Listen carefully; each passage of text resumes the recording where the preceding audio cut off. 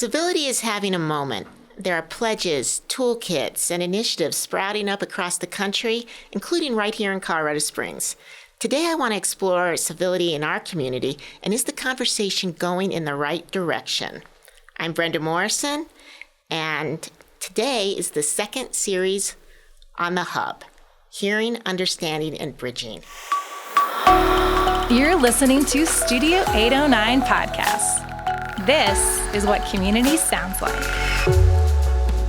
Welcome to Elevating Pikes Peak Women, a podcast that amplifies the voices of women in our community. Today, we're talking with Johnna Reeder Kleymeyer, President and CEO of the Colorado Springs Chamber and EDC. Welcome, Johnna. Thank you so much. I have wanted to meet you for so long. Oh, thank you. And here we are on a podcast. Not it's a bar. One way to get to know each other. There we go. But it'll work. If you want to do the bar later, I'm open. All right, really it's a little early, but you know what? We could try that. So, Johnna, I've read a lot about you, and I know you've done a lot for this community, but can you give us the elevator pitch about yourself and about the chamber and what's been going on there? Sure. Well, because I want our listeners to have a full understanding, because we may be reaching a bit of a different audience. Okay. And so I want them to know everything. Well, excellent. I love a different audience because I think it's important to be the one to tell your story. Maybe I'll start with the organization I represent. We're the Colorado Springs Chamber and EDC. We represent El Paso and Teller counties. Our first priority is to work to set up the environment for businesses to be successful in our two-county region. Secondly, it's to help recruit businesses to our region and help existing businesses expand. Sometimes people say, well, why don't you do that for individuals? Why don't you do that in education and such? Because businesses are what create the economic environment for us as individuals to thrive. So I'm very passionate, in my opinion, the way to move someone to economic stability is to have a good paying job. Mm-hmm. So I absolutely love and passionate about, am honored that I found my calling years ago. I love that we can help affect an economy. We can bring sales tax to a region. We can help build into a community for basic city services. But it's really all about if we can help a mama get a good job so that childcare is available and they can better themselves, if we can help somebody be able to go back to school because their employer helps them pay for that, I am all in. And I've been doing this, so now a little about myself. Yeah, please do. This is my 32nd year working professionally. I started in Tennessee, leading a small chamber of commerce and got the bug with my very first project that was a Tyson chicken plant in a community of 10,000 people. It helped our farmers in that region because they then opened hatcheries. You know, farmers struggle to make ends meet, and it added a whole new piece of their economy. So we had everything from the hatchery all the way until, frankly, they became McDonald's chicken sandwiches. And it really helped me understand just how economics work in a community, no matter what size it is. So I was in Tennessee. That's where I grew up. I then went to the Midwest. I was in Cincinnati, Ohio, that tri-state region of northern Kentucky, southwest Ohio, and southeastern Indiana for a little over 20 years. And then we came west. The mountains called, as I'm sure it does to so many people. We wanted a different lifestyle. I love that we live in a vacation, and I wanted a little bit better balance in my life, and I've found that. I've been here 4.5 years, and this is a fast-growing place. It's got a lot of what I call growing pains, things that we have to address, and I enjoy being a part of big issues on big things happening in our community and trying to set up the future so my kids and grandkids can live right here in Colorado. That's great. So you lead the largest chamber of commerce in Southern Colorado, right? We do. We're a little over 1,000 members here in Southern Colorado. We like to say that we're the business voice for Southern Colorado. Mm-hmm. We spend a lot of time at the state capitol advocating on behalf of pro-business legislation in our region and across the state. As wonderful as Colorado is, at the same time, we are Spending a lot of time creating laws at the state level. We're the fourth most regulated state in the country.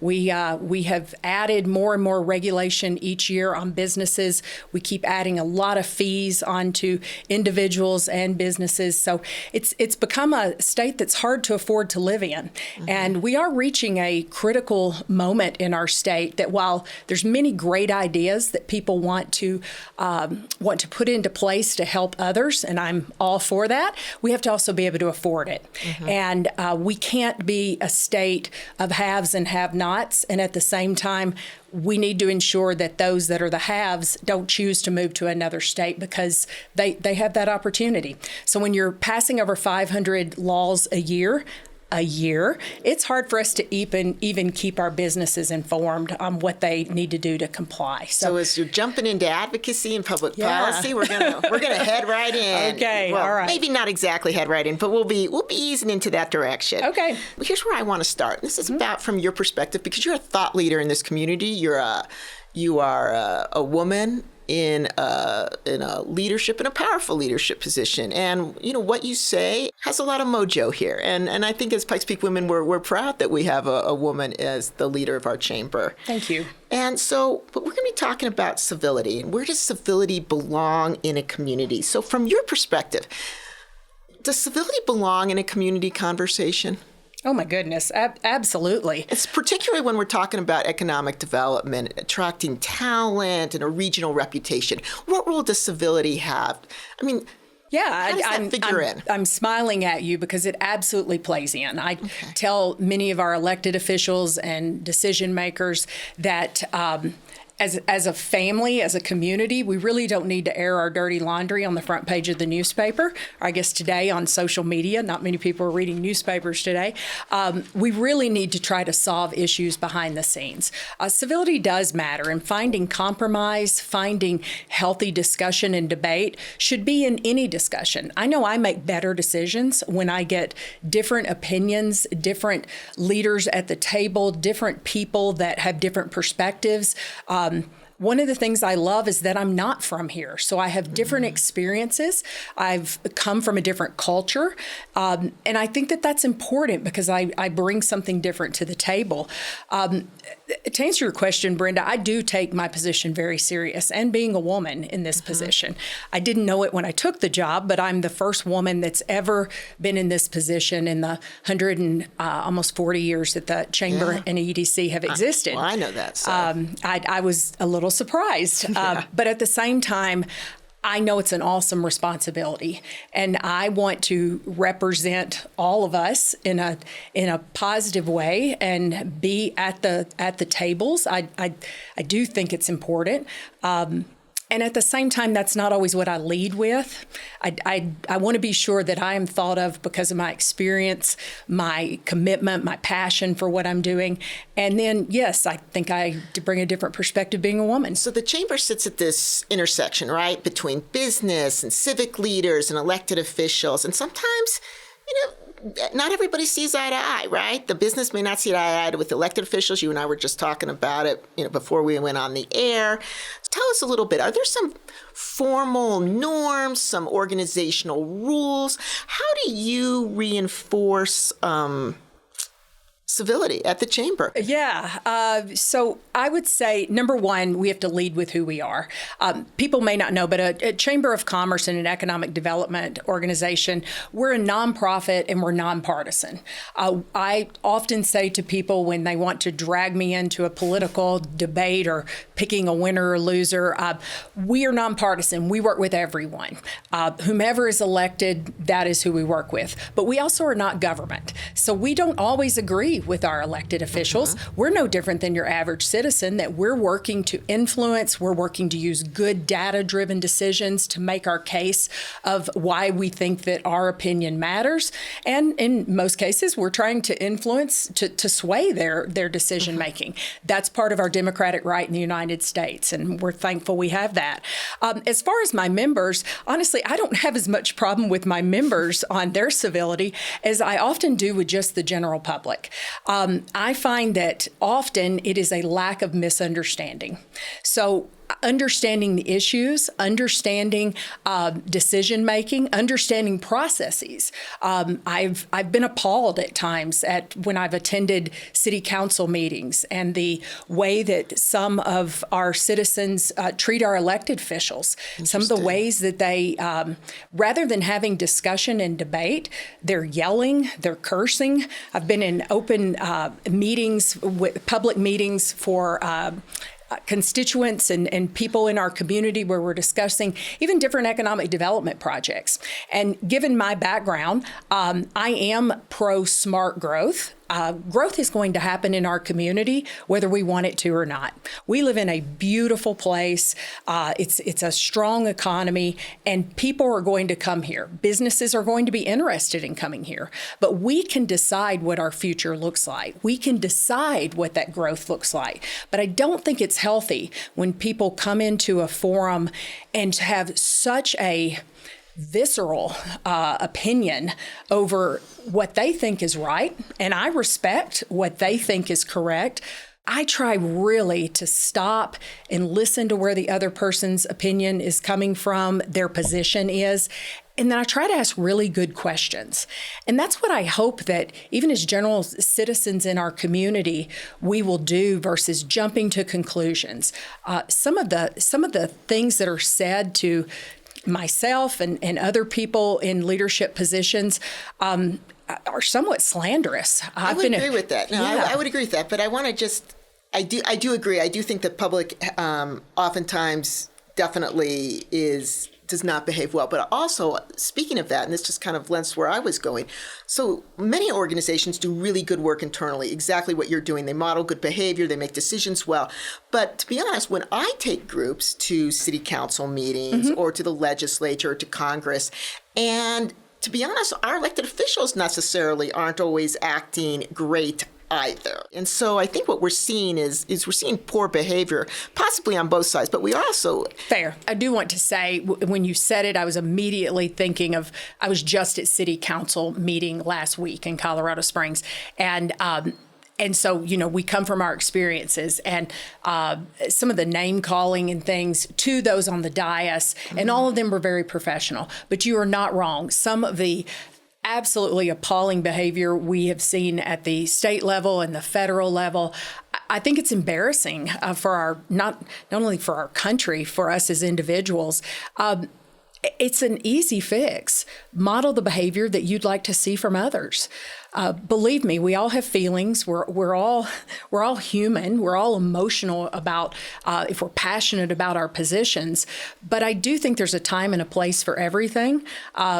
I learned a long time ago, you admonish in private and you praise in public. Can we not work on things behind the scenes? Can we not have debate and discussion? And I don't know if it's even arguments behind the scenes, but I don't think anyone's opinion is swayed because we name call in public, or people have become keyboard warriors. Absolutely. It is amazing how much energy and it's exhausting to see what is online. And I don't know as you change anyone's opinion when you put that out there. Well, speaking of that, keep head warriors and that kind of culture, what seems to me is that we've rewarded it, right? Is that you're rewarded because you're rewarded by followers. You might be rewarded by sponsorship. You get press.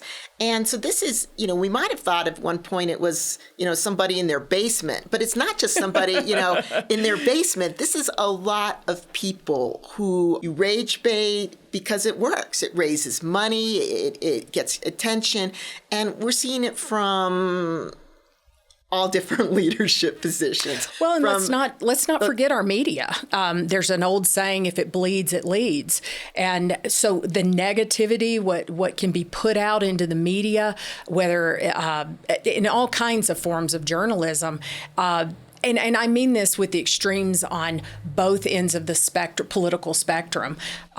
You're right. And I feel like there are so many people that are caught in the middle, that are just busy trying to raise their families and make ends meet, that are not getting involved. And that's why I say vote. So what do we, for that group? So Colorado Springs is a pretty interesting dynamic. A lot of people are just checking out, right? They are just checking out. They're not engaging, as I said, in all these civility initiatives that are happening. And I am kind of worried that these civility initiatives are attracting people like me. Right? They're like the people that already get right. it. I don't really, I'll be honest, like I'm going to go, but I don't really need to go. I mean, I've had this before. I think I'm pretty civil, but how do we get these people that they've checked out? They don't want it, or they are voicing their opinions, through their computer or frustration. How do we get them interested in these conversations? I don't know. I don't know either. To be honest, I don't know either. That's why I'm asking. And I've discussed this with people both in my personal life and my professional life, because many of us that feel very caught in the middle, that are just trying to do good work and live a good life here, feel very caught and feel helpless in many ways. I think that we host currently a series that there's an organization in town that is all about civility and bringing people together to have discussions and learn how to agree to disagree in a civil way. And I do think that's important. But to your point about those that get endorsements and such, we need to quit rewarding bad behavior. And I find that in the extremes, many times the conversation, it's only a few people, but boy, are they organized and loud. And they thrive on putting false information out, negative, fear-based. And I'm not picking on one party or the other. We see this in the extremes all over. I truly think at some point there will have to be a rise up of the middle to say, we're not going to stand for this anymore. But I don't know how people in the middle get elected to office, because when you have extremes and you have to get through a primary, because honestly, I've had people talk to me about running for office. I've said there is nothing I could run for except maybe the border. I would not be a good elected official. I want to move fast. I want to get things done. I think I serve in a good ancillary position, but I would not be elected because I am a moderate in all respects. And with that, I've had people on both sides of the aisle say, well, I've got to win my primary, so I've got to speak like this. And then in the general, I'll become more moderate.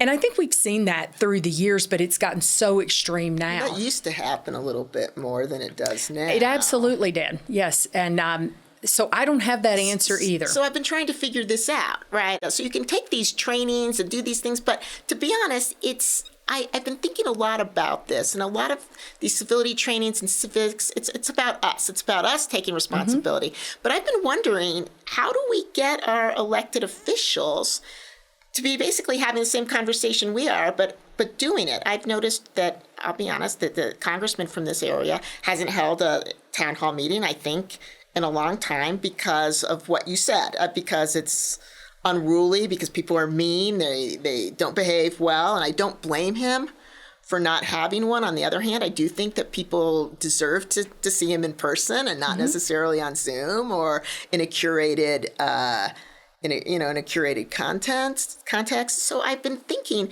whose responsibility is it in our elected officials really talking enough about this? When are we going to be holding our elected officials accountable for their behavior?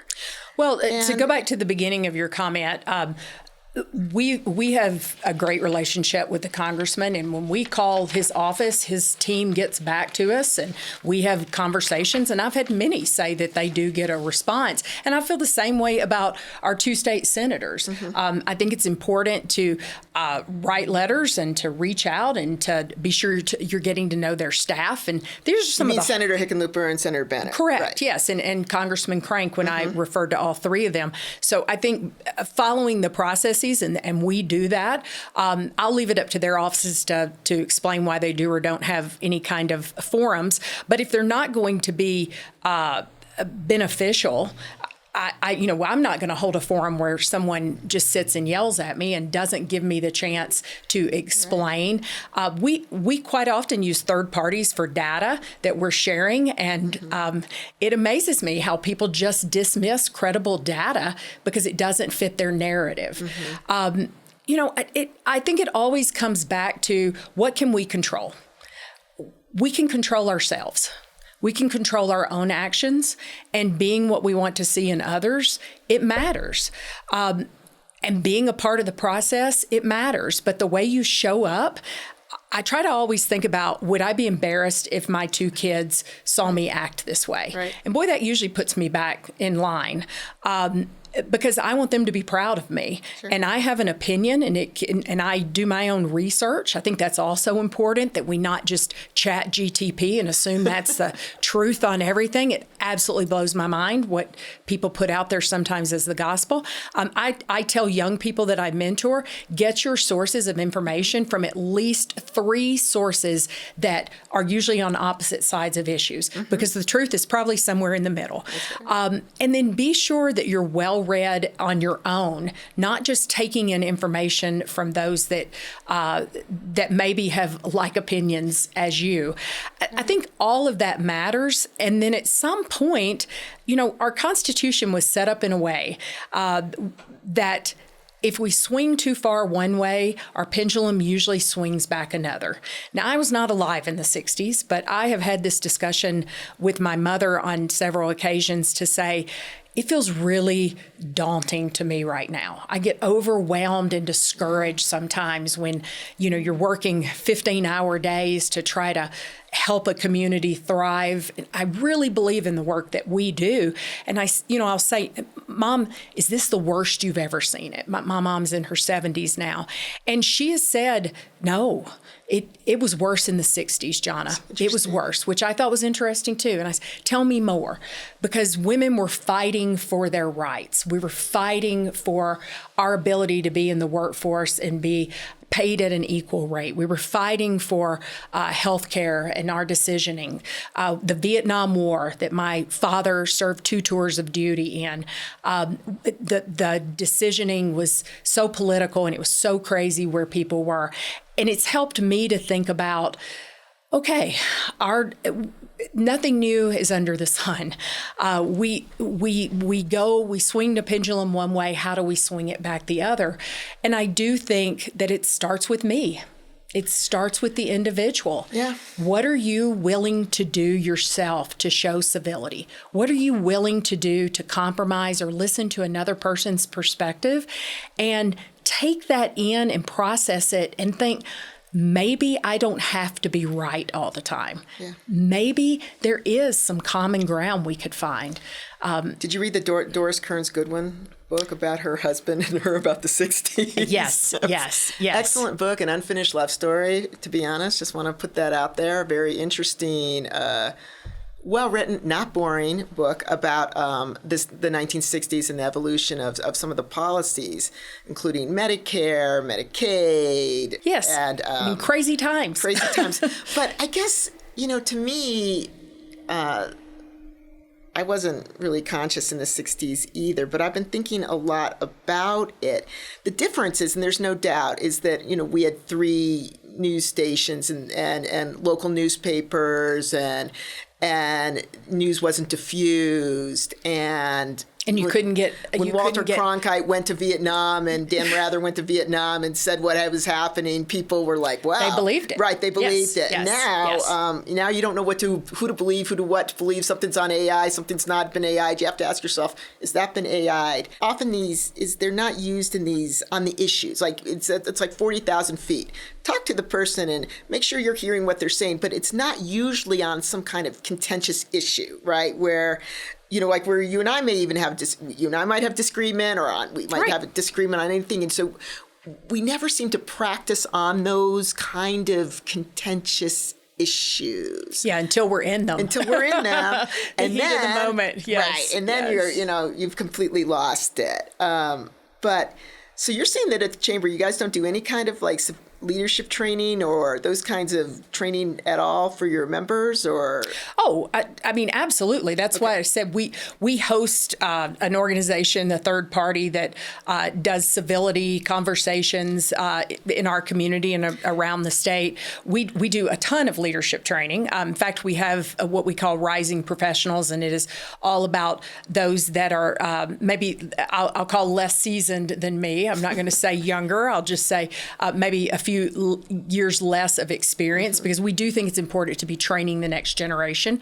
We have very candid conversations where we'll have panels of those that have been around the block a little more and are in conversation with young people that no question is off the table. It's a good discussion because we're training the next generation of leaders for our companies, for our nonprofit organizations, for our community.